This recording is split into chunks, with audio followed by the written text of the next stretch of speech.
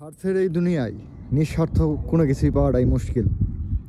সবাই কোনো না কোনো স্বার্থের জন্য মানুষের সাথে সম্পর্কে জড়াইতেছে। যে কোনো সম্পর্কে হইতে পারে, সম্পর্কে যে কোনো রূপ হইতে পারে। নিঃস্বার্থভাবে বাপ মা আর পরিবার ছাড়া কেউ আপনার পাশে কোনো দিনই থাকবো না। আর মানুষের স্বভাব কি জানেন?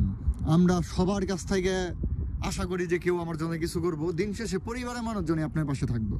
আর সর্বোচ্চ হলে বড় হইলে কয়েকটা বন্ধু বান্ধব, এর থেকে কিন্তু বেশি মানুষ নয়। আপনি দুনিয়াতে কত মানুষের উপকার করছেন এটা কোনো দিনই মুখ্য বিষয় না।